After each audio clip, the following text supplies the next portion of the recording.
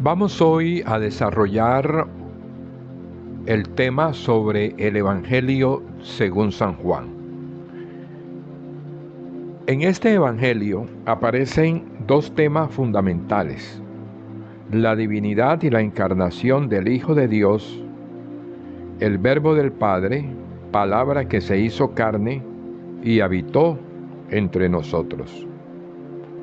Los cristianos destinatarios de este Evangelio vivían una situación compleja y difícil. Este es el otro tema que desarrolla Juan.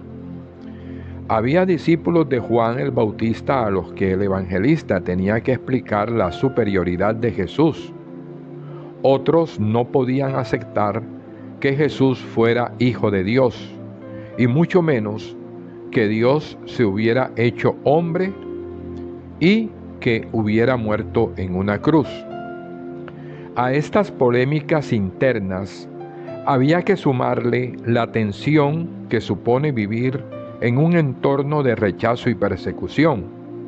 Sus perseguidores eran los judíos que después del año 70 habían impuesto la tradición farisaica como la única verdadera. Los cristianos fueron expulsados de las sinagogas y marginados de la vida social. Eran igualmente atemorizados. Algunos tenían miedo de aparecer como discípulos de Jesús. Otros habían abandonado a la comunidad. La principal tentación era alejarse del mundo y encerrarse en el cenáculo.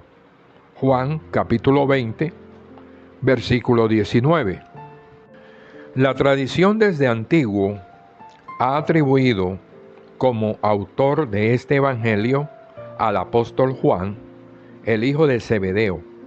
La fecha de composición suele fijarse a finales del siglo I después de Cristo. El mensaje de Juan. El evangelio de Juan es una respuesta a la situación que vive su comunidad. Existían dos problemas fundamentales: la divinidad de Jesús y el hecho de que los discípulos, al verse perseguidos, tenían miedo y se encerraban para no ser descubiertos. Juan tuvo que responder a estos dos problemas. A la polémica sobre la divinidad y humanidad de Jesús, Juan responde profundizando en el misterio de su encarnación y de su muerte. Juan capítulo 1, versículo 14. Y ante la tentación de huir del mundo, exhorta a los discípulos para que afiancen su fe en Jesús y, unidos a Él, salgan al mundo para dar testimonio de la verdad. El cuarto evangelio tiene una profunda reflexión acerca del misterio de Jesús. Los que se encuentran con Él van descubriendo progresivamente quién es Jesús. Lo reconocen como Señor, profeta, Mesías y Salvador del mundo. Pero el evangelista descubre a sus lectores que Jesús es ante todo el Hijo de Dios. Capítulo 1, versículo 34. Juan presenta la preexistencia de Jesús, el Hijo de Dios, el Verbo del Padre.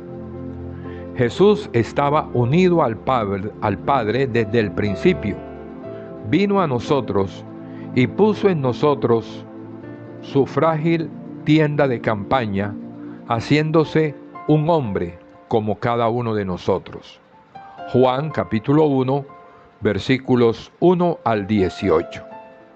Jesús es el camino, la verdad y la vida, el buen pastor, la resurrección. Al final de su vida terrenal, Jesús retorna a la casa del Padre y es el momento de su glorificación. El Jesús terreno es al mismo tiempo el Hijo amado del Padre, y su muerte en la cruz manifiesta su amor sin medida. Para Juan, la cruz no es el patíbulo de Jesús, sino su trono. Jesús provoca reacciones diversas en la gente. Algunos, como los judíos, se oponen sistemáticamente a él y a su mensaje.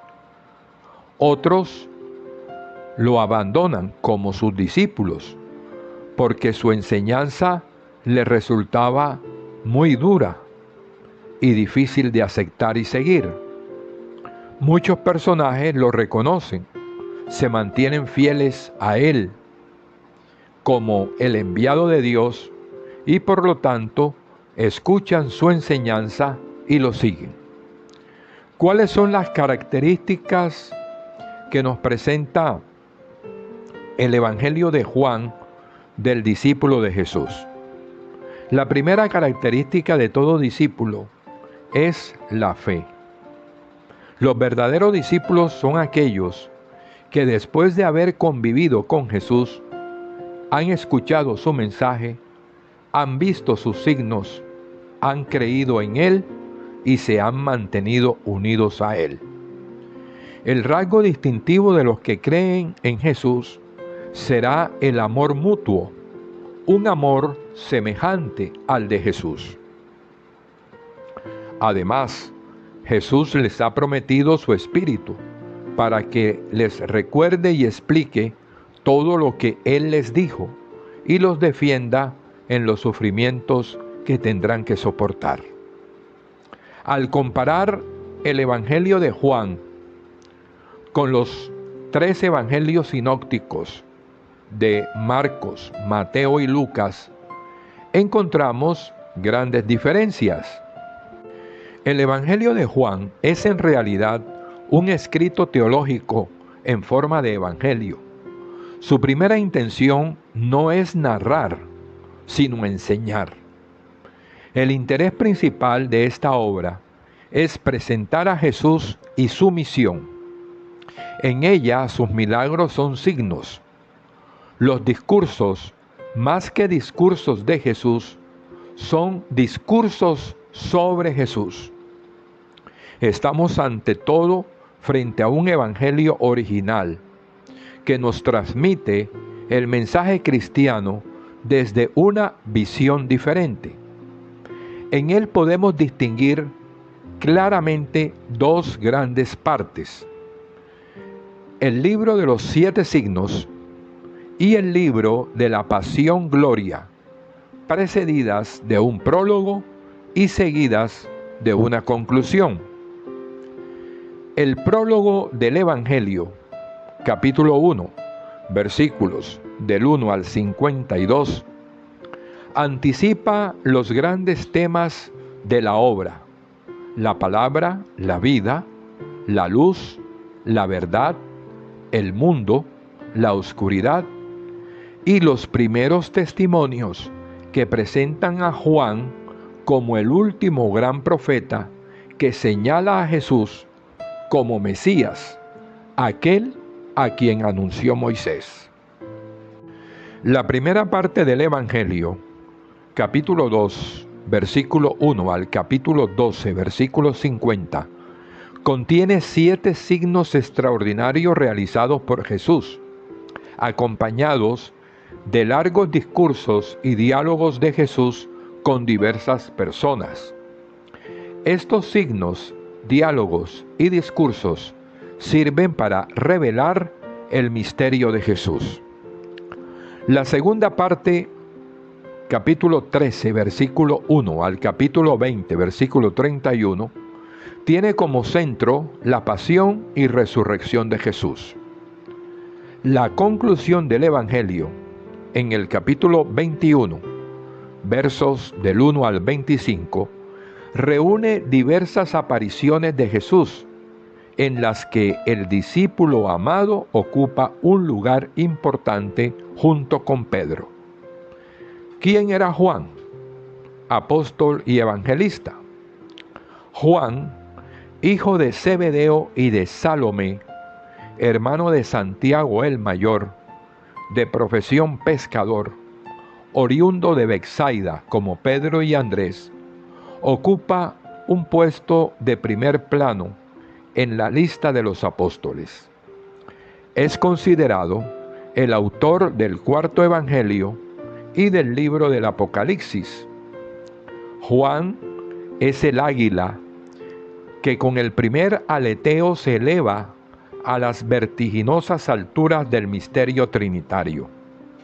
En el principio existía el Verbo, y el Verbo estaba con Dios, y el Verbo era Dios. Es de los apóstoles más íntimos de Jesús. Está junto a él en la última cena, y el único entre los apóstoles que asiste a María en la cruz.